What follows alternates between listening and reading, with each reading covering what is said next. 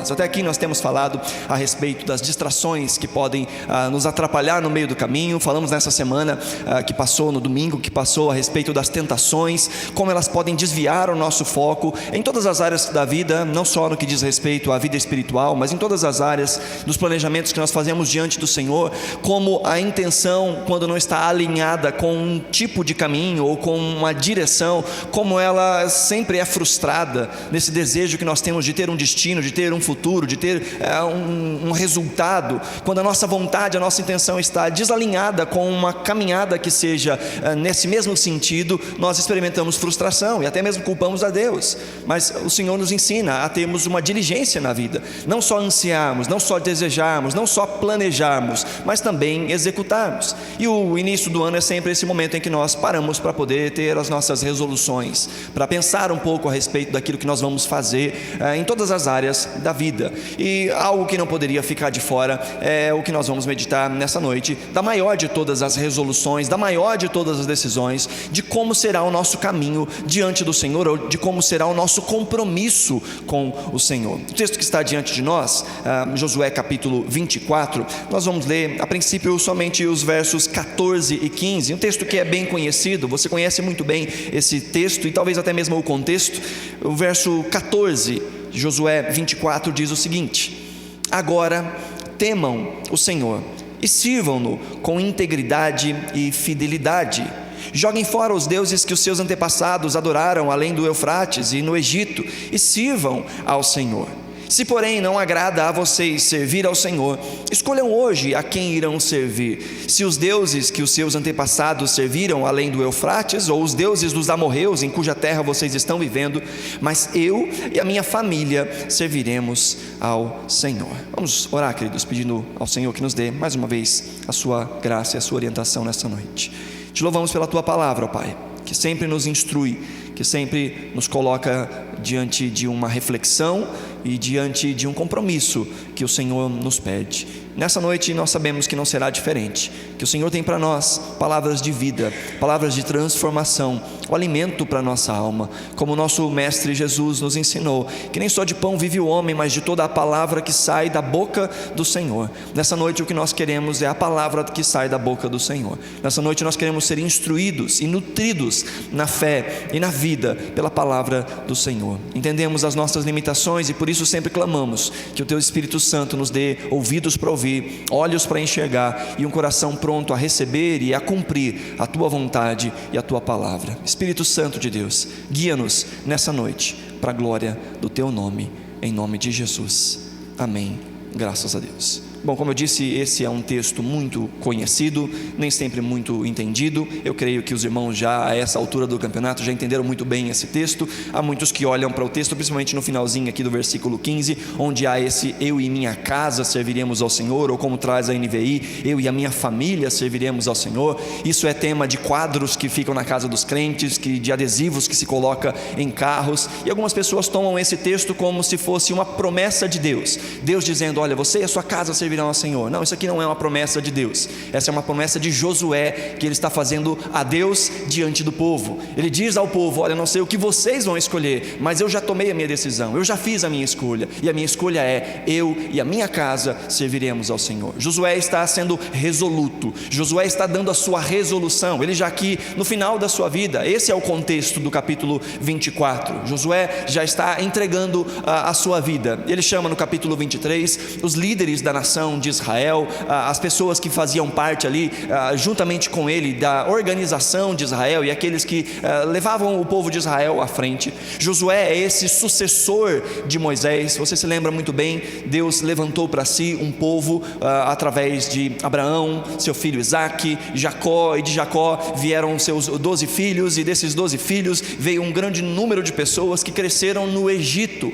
Lá no Egito foi a incubadora do povo de Israel, e ali eles passaram por grandes aflições, durante 400 anos, sofreram debaixo da mão de Faraó, quando o Faraó que ascendeu ao trono não conhecia a história do povo de Israel, não conhecia a história de José, filho do povo de Israel, a quem Deus conduziu até aquele local para preservar a vida dos israelitas. E aí então esse povo cresce ali em meio à opressão, em meio a dificuldades, e Deus levanta Moisés para tirar o povo desse regime de escravidão, para tirar o povo e levá-los a uma terra em que Deus havia prometido, uma terra que mana leite e mel, uma terra de liberdade, uma terra de vida.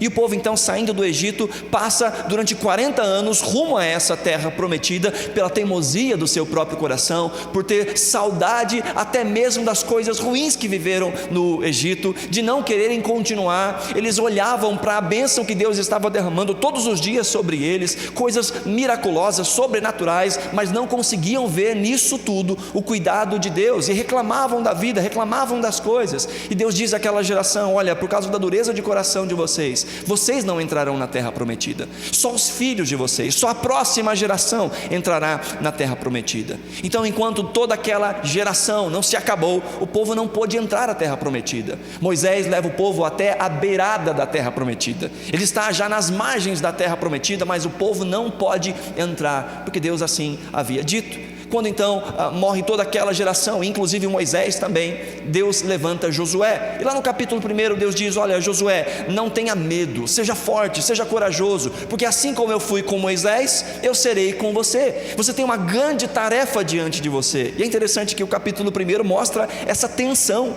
Olha, aquele grande homem, Moisés, que havia conduzido todo o povo até aquele local, estava morto, e agora o povo sofre a falta de um líder, de uma figura como Moisés. E Deus diz: mas Josué, vai ser você é quem eu vou usar, você será o intermediário dessa bênção, você será essa chave no pacto que eu tenho com o meu povo, e por intermédio de você, o povo de Israel vai entrar na terra prometida. E é por meio de Josué então que o povo vai conquistando o seu espaço naquela terra que Deus havia prometido ao seu povo. E Josué agora no capítulo 23 e 24 já está se despedindo da vida, já está com mais de 100 anos. E então no capítulo 23 ele chama os líderes e diz: olha, eu estou quase partindo. Lá no capítulo 23, se você voltar um pouquinho aí, no verso 1 ele diz: passado muito tempo, depois que o Senhor concedeu a Israel descanso de todos os inimigos ao redor, Josué, agora velho, de idade avançada, convocou todo o Israel com as autoridades, os líderes, os juízes, os oficiais, e lhes disse: eu estou velho, com idade muito avançada. E a partir do verso 3, ele começa então a chamar essas autoridades, esses juízes, esses líderes do povo de Israel, a um compromisso de servir a Deus com integridade, com fidelidade. E no capítulo 24, lá no verso 1, se você está com a Bíblia aberta ainda, verso 1 do capítulo 24 diz: então Josué reuniu todas as tribos de Israel em Siquém, convocou as autoridades, os líderes, os juízes, os oficiais de Israel, e eles compareceram diante do Senhor. Verso 2: Josué disse a todo o povo: assim diz o Senhor de Israel, o Deus de Israel, há muito tempo seus antepassados, inclusive Terá, pai de Abraão e de Naor, viviam além do Eufrates e prestavam culto a outros deuses, mas eu tirei seu pai Abraão da terra que fica além do Eufrates e o conduzi por toda Canaã, e lhe dei muitos descendentes, dei a Isaque, e assim por diante. Ele vai contando então a história do povo, relembrando a história do povo, o que é algo interessante, porque o livro de Deuteronômio, por exemplo, é um livro em que Deus usa Moisés para relembrar a história do povo. Aquela geração de Deuteronômio já é a geração que está prestes a entrar na terra prometida. Aquela geração antiga já havia passado, e ali estão os filhos dessa geração que vão entrar na terra prometida. E lá em Deuteronômio, Moisés relembra todo o povo da sua história, de como é que eles chegaram até aquele momento. E aqui Josué, de novo, no final, depois de já terem entrado na terra prometida, Josué já chegando no finalzinho da sua vida, chama de novo toda aquela geração e diz: gente, vamos lembrar o que é que Deus fez até aqui. Bom, o nosso tema, os nossos versículos de fato a meditar, são os versos 14 e 15, mas eles estão inseridos dentro desse contexto. O verso 14 diz: agora temam o Senhor. Agora o quê? Porque agora, do que ele está falando? Porque ele está dizendo agora, porque ele acabou de contar toda a história de como é que o povo chegou até aquele momento. Aí no capítulo 24, dos versos 2 até o versículo 4, Josué está falando como é que Deus constituiu o povo de Israel, através de Abraão, de Isaac. Ele diz: olha, vocês foram feitos povo por causa da graça de Deus. Do versículo 5 até o versículo 7, Josué está falando como é que eles saíram do Egito, como é que Deus os retirou do Egito, como é que eles foram salvos do Egito, como é que Deus os libertou. E do versículo 8 até o versículo 13, Josué está lembrando o povo de que Deus os conduziu durante todo esse tempo e os estabeleceu naquela terra. Presta atenção, Josué está lembrando a história do povo. Josué está lembrando que Deus os chamou e os fez povo. Josué está lembrando que eles foram libertos. E Josué está lembrando que Deus os guiou até ali e os estabeleceu na terra. Então, a partir disso, à luz disso, ele diz: agora então tema ao Senhor e sirva. Veja, aquilo que deve mover a nossa vida é a lembrança do que Deus tem feito em nós. Aquilo que de fato inspira a vida cristã não são regras, não são uma simples ética, uma simples moral, mas o que faz os cristãos se moverem é a lembrança da bondade, da misericórdia de Deus sobre suas vidas. Josué está dizendo: olha, Deus fez vocês povo, não porque vocês são bons, mas porque Deus é bom. Quando ele fala de Terá, quem era Terá? Esse que estava além do rio Eufrates. Terá é o pai de Abraão, e a Bíblia diz que Terá era um fazedor, um feitor de imagens de escultura, não servia ao Deus de Israel, e Deus, pela sua bondade, o chamou. E esse povo então cresce ali no Egito, e não pela bondade do povo, mas pela bondade de Deus, esse povo é resgatado da escravidão. E depois esse povo então caminha até a terra prometida, guiado por Deus, sendo receptores de grandes milagres, de sobrenatural, comendo do bom e do melhor. E o resumo disso tudo está aí no versículo 13, olha lá o verso 13, na verdade o verso 12, ele diz: eu causei pânico a esses povos que estão ao redor, fiz expulsá-los diante de vocês, como fiz aos 2 reis amorreus. Olha o finalzinho do verso 12: não foram a espada e o arco que lhes deram a vitória. Verso 13: foi assim que dei a vocês uma terra que não cultivaram, e cidades que vocês não construíram. Nelas vocês moram e comem de vinhas e olivais que não plantaram. Deus está lembrando ao seu povo, Josué está lembrando ao seu povo, a partir daquilo que Deus está instruindo: olha, vocês estão aqui fruto da bondade e da misericórdia de Deus. Tudo que vocês estão colhendo, tudo que vocês estão comendo é fruto da misericórdia de Deus. E que também é eco com o texto de Deuteronômio. Lembra de Deuteronômio capítulo 6? Que Moisés fala para o povo: olha, lembre-se quando vocês entrarem na terra, quando vocês comerem do bom e do melhor, não se esqueçam de Deus. E pior, ainda nesse capítulo, Moisés vai dizer: vocês vão se esquecer de Deus, porque nos dias que as coisas estão tranquilas, é muito comum, muito fácil se esquecer de Deus. E aqui, novamente, Josué está dizendo: olha, vocês estão aqui em um ambiente de bondade, de misericórdia, de graça, de abundância, que não foi provocado por vocês, foi a graça de Deus. Então cuidado para não se esquecerem de Deus. Quando nós olhamos então para esse compromisso, ou para essa retrospectiva que Josué faz da história de Israel, nós podemos pensar na retrospectiva da nossa vida também. Esse texto tem muito a ver conosco, porque nós somos povo de Deus, porque Ele nos constituiu seu povo. Ele nos comprou com alto preço, não pela nossa bondade, mas pela bondade de Cristo Jesus. Pela sua própria bondade, pelo seu próprio caráter, Deus nos chamou. Não só isso, mas Deus nos libertou do império das trevas e nos transportou para o reino do seu Filho amado. Não só isso, mas Deus tem guiado as nossas vidas, tem sustentado as nossas vidas, tem nos dado o pão de cada dia em todas as áreas, tem cuidado de nós, tem nos estabelecido. Essa história tem tudo a ver conosco. O texto de 1 de Pedro, lá no capítulo 2, versos 9 e 10, Pedro diz o seguinte: vocês são geração eleita, sacerdócio real, nação santa, povo exclusivo de Deus, para anunciar as grandezas daquele que os chamou das trevas para a sua maravilhosa luz. O verso 10 diz: antes, vocês nem sequer eram povo, mas agora são povo de Deus. Não haviam recebido misericórdia, mas agora receberam. Pedro está dizendo: Deus os fez povo, Deus os chamou, Deus os libertou. Essa é a graça. Veja, lembrar daquilo que Deus fez nos coloca em ação. Há muitos que vivem a vida cristã, nem sei se pode dizer que vive a vida cristã de maneira tão relaxada, vivem como se nada tivesse acontecido, porque não tem fresca a memória do que é que Deus fez em nós. Antes de nós queremos nos colocar numa caminhada, ou de fazermos qualquer compromisso com Deus, a primeira coisa que nós precisamos é nos lembrar que Ele primeiramente fez um compromisso conosco. Antes de nós fazermos qualquer coisa em favor de Deus e nos colocarmos num compromisso de fazer algo para Deus, precisamos lembrar o que é que Ele fez em nosso favor, porque é isso que nos move. Veja, em todas as escrituras, quando nós vemos o Senhor dando ordens ao seu povo, dando instruções ao seu povo, sempre antes disso, Deus refresca a mente do seu povo dizendo: lembra do que eu fiz. Deus não exige de nós um compromisso antes de mostrar a sua graça. Você pode se lembrar dos 10 mandamentos. Antes de Deus dar os 10 mandamentos, Ele diz: eu sou o Senhor que os criou, eu sou o Senhor que os libertou da terra do Egito, da terra de escravidão, portanto, não terás outros deuses além de mim. E aí começa todos os 10 mandamentos. Antes de Deus chamar o seu povo a um compromisso, Ele diz: lembra do que eu fiz em favor de vocês.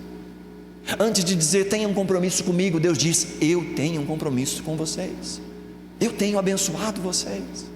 E Josué está lembrando o povo disso. Lembra o que Deus fez, lembra de onde Ele tirou você, lembra como Ele tem guiado a sua vida.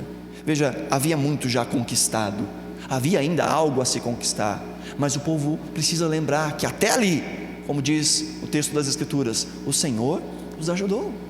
Até ali eles foram guiados por Deus de maneira miraculosa, sobrenatural, e assim seria dali em diante. Então aí o versículo 14 começa com essa frase: agora temam ao Senhor. Diante disso que vocês ouviram, diante disso que vocês se lembraram, diante da história de Deus na vida de vocês, agora temam ao Senhor, tenham um compromisso com o Senhor. Então aqui, diante dessa lembrança, Ele nos chama, Josué fala ao seu povo, que fala também a nós, a 2 imperativos. O primeiro é: temam ao Senhor, e o segundo é: sirvam-no.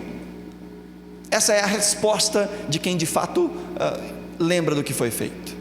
Essa é a resposta de quem se lembra da graça de Deus: temor e serviço. Essas são as respostas práticas. E o que é temer a Deus? Temer a Deus não é ter medo de Deus. Há muitos que vivem uma vida espiritual baseada no medo. Há muitos que obedecem a Deus, que seguem a Deus por medo. Medo de que a vida não vai bem, medo de que Deus pode jogar uma praga, ou medo de que o diabo pode vir e tomar a sua vida. Há muitos que obedecem a Deus porque têm medo, talvez por um falso referencial, ou por um referencial distorcido de autoridades em sua vida, em quem não se encontrou respeito, mas apenas medo. Pessoas que impõem a sua vontade, impõem a sua raiva, impõem os seus desejos na base da força, e às vezes olham para Deus pensando: bom, eu tenho que obedecer, senão Deus vai me castigar. E há muitos que vivem a vida espiritual pensando nisso: eu tenho que ir para a igreja, senão minha vida vai mal. Eu tenho que ser um dizimista fiel, senão as minhas finanças vão mal. Eu tenho que dar ouvidos a Deus, senão tudo vai mal. Sim, isso tudo a Bíblia nos ensina, isso tudo a Bíblia nos fala. Mas se a nossa vida está baseada no medo, nós não entendemos o que é um relacionamento com Deus. Há consequências de uma vida longe de Deus, sim. Há consequências, porque Deus fez a vida para funcionar, e quando nós abandonamos o caminho com o Senhor e o caminho do Senhor, nós vemos a vida não funcionando, porque nós tomamos um caminho que não é o caminho do Senhor. Foi isso que nós meditamos um pouco no domingo. Há sim consequências, mas aquele que segue a Deus por medo não entendeu o que é relacionamento. É por isso que Josué está dizendo: lembra do que já foi feito, porque é o amor a Deus que nos faz respeitá-lo de fato. Não é ter medo, não é servir a Deus porque senão Ele não fará aquilo que a gente quer, ou servir a Deus para que o diabo não faça aquilo que a gente tem medo que ele faça. João vai dizer na sua primeira carta, no capítulo 4, verso 18: no amor não há medo. Ao contrário, o perfeito amor expulsa o medo, porque o medo supõe castigo. Aquele que tem medo não está aperfeiçoado no amor. Aquele que serve a Deus por medo de castigo não está servindo a Deus por amor, está servindo a Deus por medo. E João continua no versículo 19 dizendo: nós amamos porque Ele nos amou primeiro. O que João está dizendo? Olha, sirva a Deus não por medo, mas por amor. Diz: aquele que serve a Deus por amor, serve porque tem medo de castigo. Ele diz: mas nós não, nós o amamos porque Ele nos amou primeiro. O que move o nosso coração a servir a Deus, a temer a Deus, não é o medo do que Ele vai fazer ou deixar de fazer na nossa vida. O que move o nosso coração a amar a Deus é se lembrar que Ele nos amou primeiro, é se lembrar do que Ele fez por nós em primeiro lugar. E o capítulo 4, João vai dizer ali sobre o sacrifício de Jesus, sobre Jesus dando a vida por nós. João diz: olha, nós só vamos conseguir amá-lo de fato se nós lembrarmos do seu amor. Só vamos conseguir nutrir uma espiritualidade que não é baseada no medo do castigo, se nós estivermos com a mente bem fresca a respeito do que é que Deus fez e está fazendo na nossa vida. Você consegue se lembrar das coisas que Deus fez na sua vida? Você consegue se lembrar daquilo que Deus tem operado, que você diz, só pode ter sido Deus? Você consegue se lembrar das coisas que Deus está fazendo na sua vida, do cuidado diário de Deus?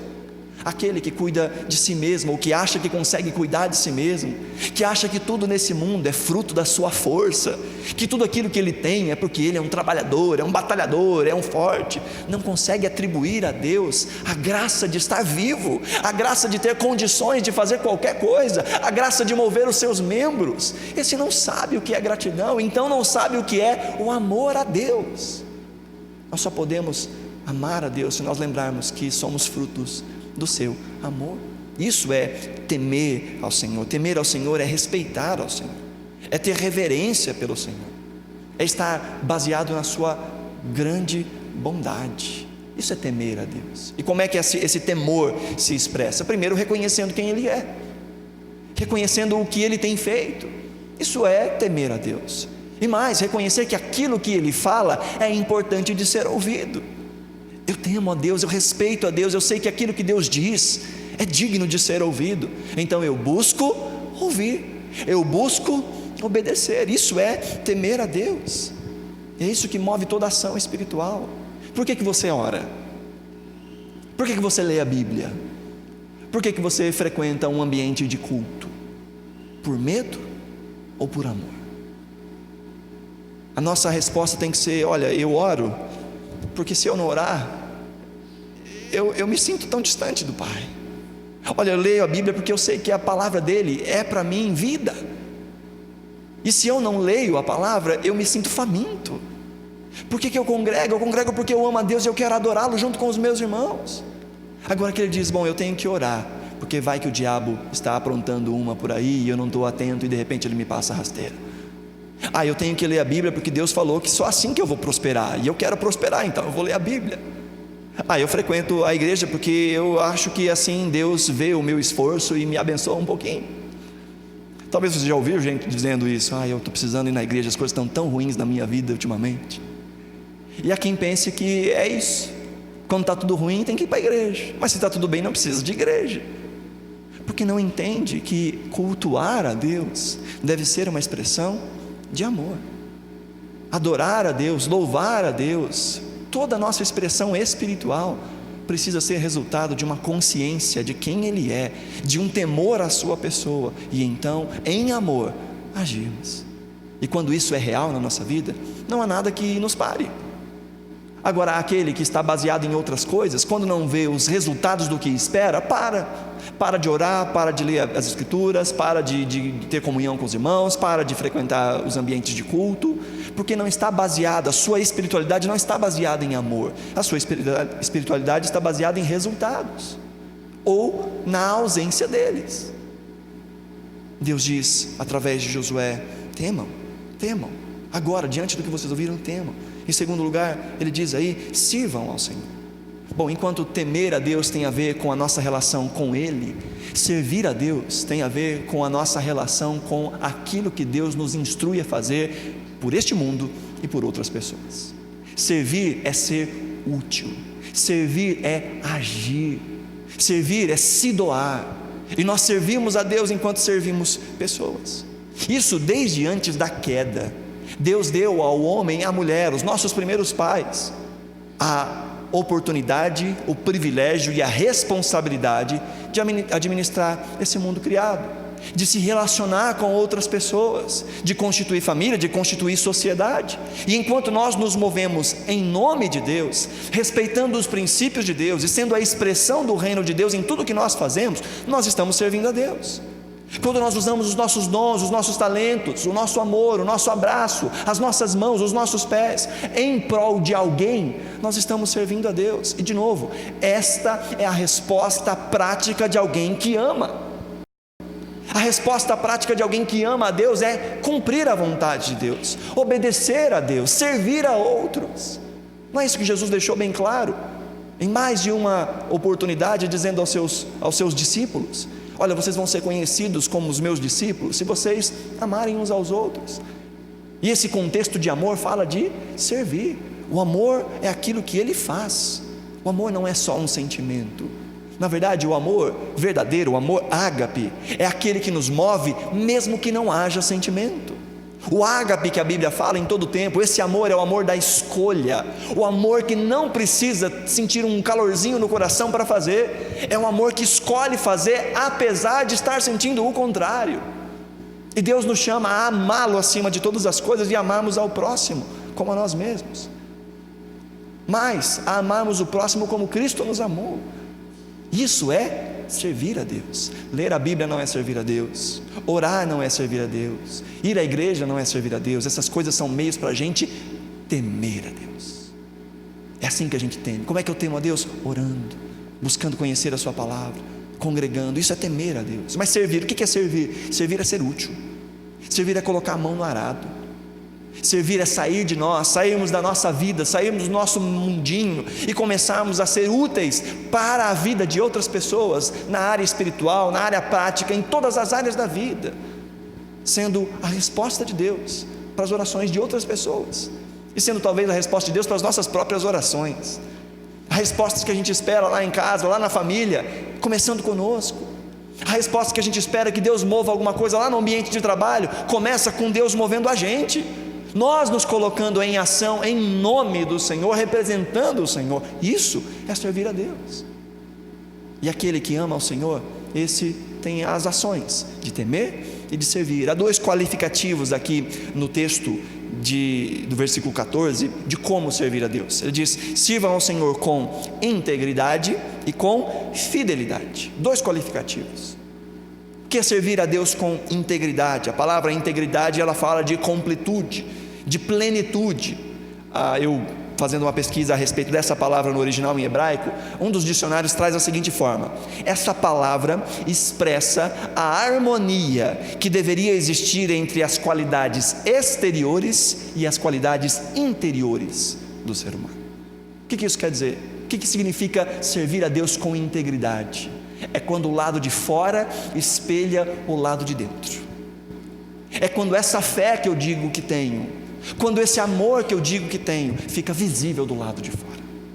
Veja, um coração sem ações é uma vida de mentira. Eu amo a Deus, mas do lado de fora isso não fica visível, então eu estou vivendo uma vida de me enganar. Tiago diz que aquele que diz que ama a Deus e não faz obras, está enganando a si mesmo, porque a fé sem obras é morta. Jesus vai dizer que é assim que se ama a Ele, obedecendo aos seus mandamentos. A vida externa precisa estar alinhada com esse coração que diz amar a Deus. Da mesma forma, a vida interna precisa estar alinhada com estas ações de amor a Deus. Porque enquanto que um coração sem ações é uma vida de mentira, ações sem um coração é uma vida de hipocrisia, é uma vida de religiosidade, é uma vida de medo. Há muitos que vivem essa vida espiritual de medo, que tem várias obras do lado de fora, mas essas obras não são a consciência do amor a Deus, não estão refletindo numa consciência de fato da presença de Deus. Vivem uma espiritualidade morta. Não era assim que viviam os fariseus? Jesus diz: olha, para o lado de fora vocês estão fazendo tudo certinho, o problema é que o coração de vocês já morreu. Deus fala mais de uma vez no Antigo Testamento: parem de cantar, parem de celebrar, parem de me prestar culto, porque esse povo me honra com os lábios, mas o seu coração está distante de mim. Ações que não são acompanhadas de um coração são hipocrisia. E um coração que se diz amar a Deus, que não é acompanhado de ações, é um coração mentiroso, enganado. Então, o que Josué está dizendo é que aquele que ama serve a Deus por inteiro, por dentro e por fora. Faz não só do lado de fora, mas faz como expressão do lado de dentro. Não só essa ideia de servir com integridade, mas a sequência disso, servir também com fidelidade. E a ideia de fidelidade é a ideia de exclusividade. Ele inclusive diz aí no versículo 14, no finalzinho: joguem fora os deuses que os seus antepassados adoraram, além do Eufrates e no Egito, e sirvam ao Senhor. É servir a Deus e a Deus somente. É não ter competições dentro da nossa vida de serviço. É viver à luz dos padrões, dos ensinos de Deus.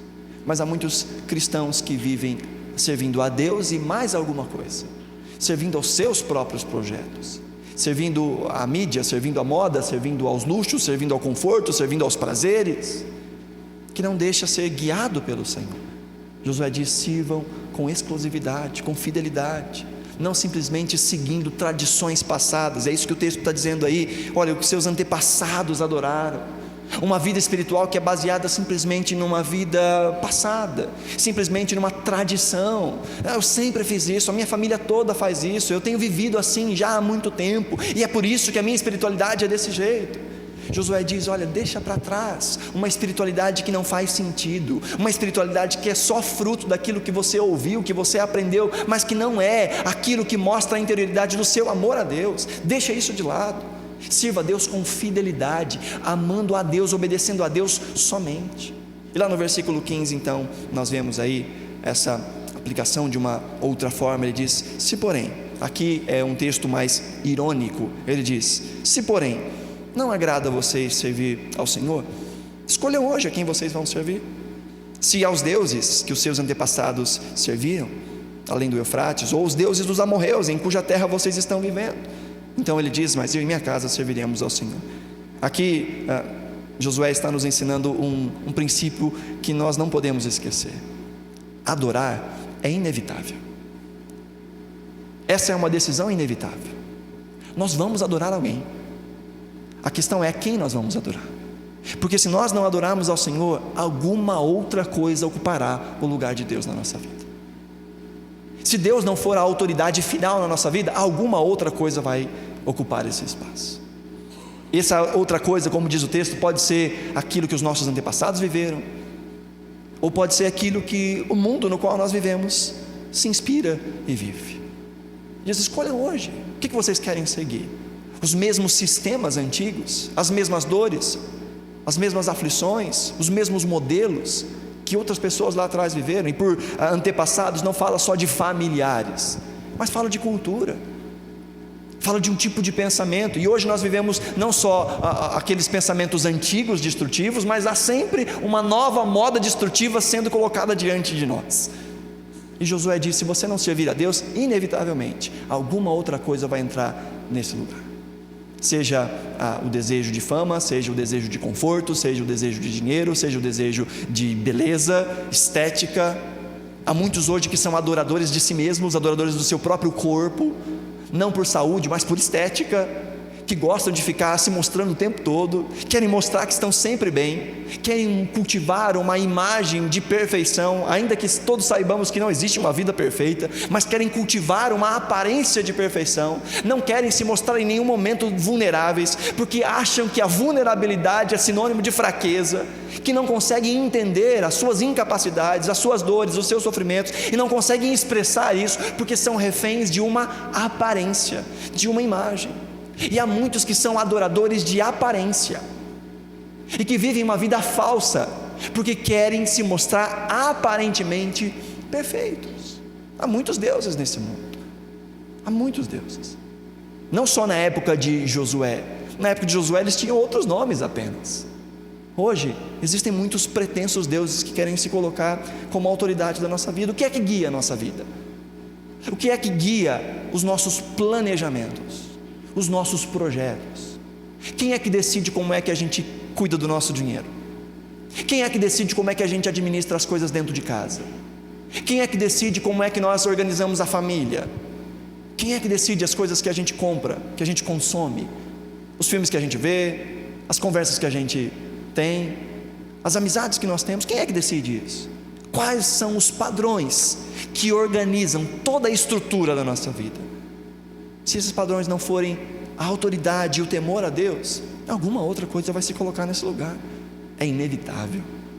E Josué está dizendo: sirvam a Deus, ou decidam de uma vez. Não fiquem com um discurso que não é real. Decidam hoje, diz Josué, decidam hoje. Se parece que servir a Deus não vale a pena, para de se enganar. Para de dizer com a boca que segue a Deus, enquanto a autoridade na vida é tanta outra coisa, menos Deus. Josué diz: mas olha, eu e a minha casa, nós serviremos ao Senhor. Eu e minha casa serviremos ao Senhor. Aqui há um compromisso. Um compromisso primeiro pessoal. Ele diz: eu servirei ao Senhor. E isso nos mostra primeiro que a nossa decisão não depende da decisão dos outros. Josué diz: eu não sei o que vocês vão fazer, mas eu e a minha casa serviremos ao Senhor. Não importa se vocês vão aceitar, se não vão aceitar. Não importa se o mundo que a gente vive vai zombar, não vai zombar. Não importa se aqueles velhos amigos com quem a gente sempre andava vão ficar zombando. Não importa, eu e minha casa serviremos ao Senhor.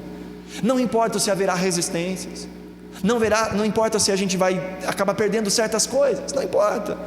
Mas eu e a minha casa serviremos ao Senhor.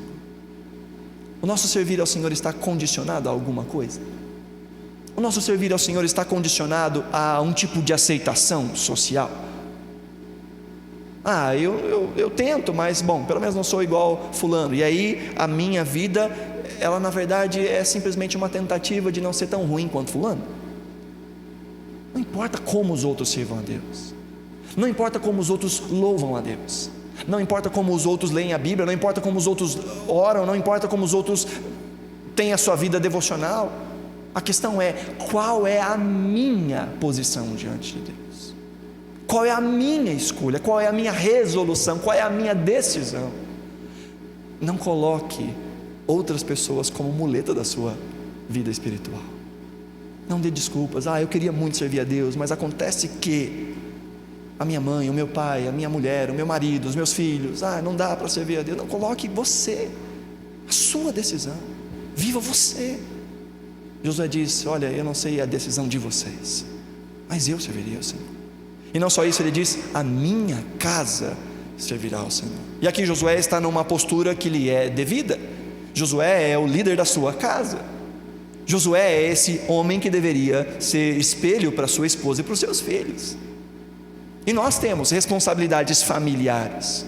Agora falo de uma maneira muito especial aos homens. Você que é homem casado ou está buscando o casamento, Deus instituiu o homem como sacerdote da casa. É um homem que guia a casa no caminho do Senhor. É responsabilidade do marido, do pai, trazer os filhos aos pés do Senhor. É responsabilidade dos pais apontarem o caminho do Senhor. Pais, eu estou dizendo aqui de novo, homens. Pais, homens.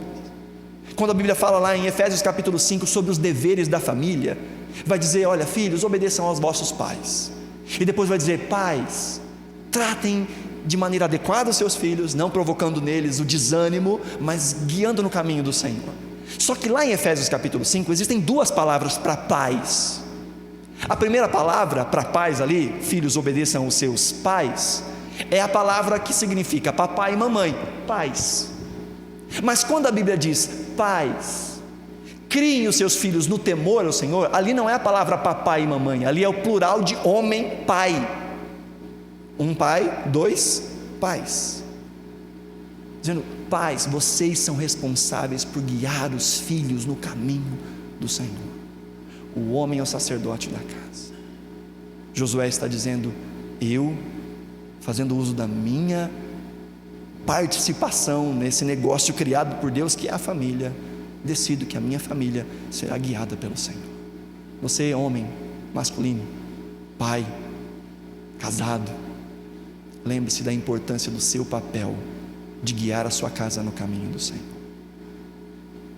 Você, esposa, lembre-se e lembre o seu marido de que ele precisa dirigir a casa, amando a Deus e instruindo a família como um todo a amar a Deus. Você, homem solteiro, lembre-se, essa é a sua tarefa. Você, mulher solteira, lembre-se, não se case com alguém que não ama a Deus acima de todas as coisas.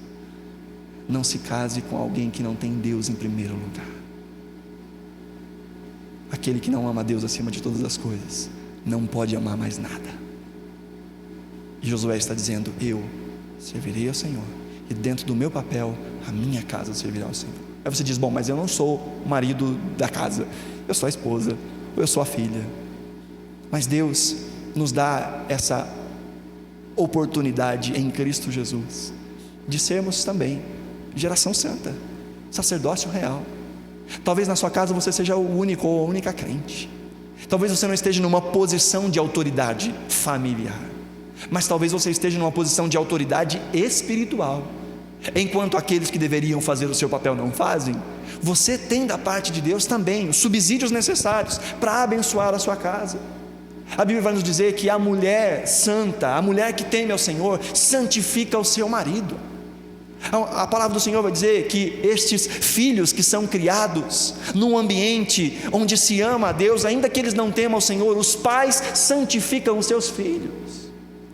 Nós temos essa autoridade espiritual nos ambientes que o Senhor nos coloca. Por isso entendemos que nós não somos só responsáveis pelo nosso compromisso pessoal e individual, mas também naquilo que cabe a nós, na influência que nós podemos ter dentro do nosso ambiente familiar.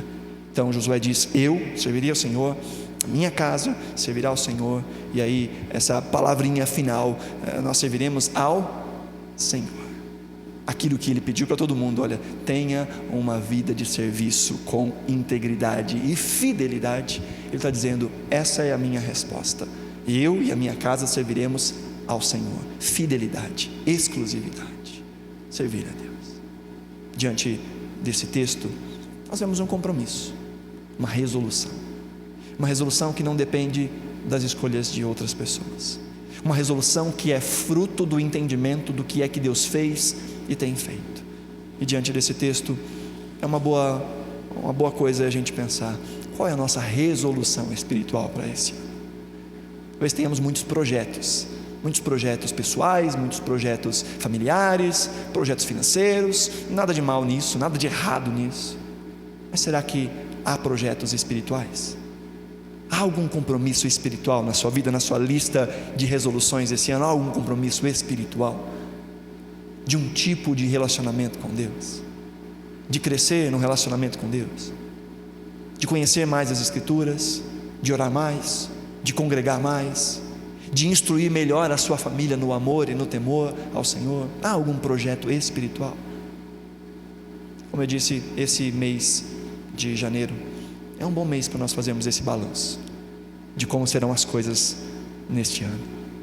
Mas em meio a muitas listas que nós podemos fazer, geralmente, na vida até mesmo dos crentes, não existe o tópico vida espiritual.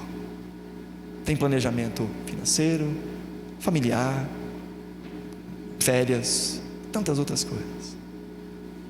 E quando não muito, lá no fim da lista está algum planejamento espiritual.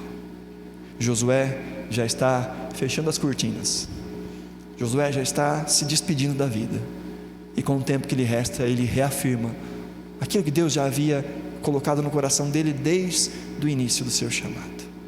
Josué diz: eu não sei o que os outros vão fazer, mas eu já tomei a minha decisão, e a minha decisão é: vou servir ao Senhor com fidelidade, com integridade, e no que couber a mim, a minha casa também o fará. Amém?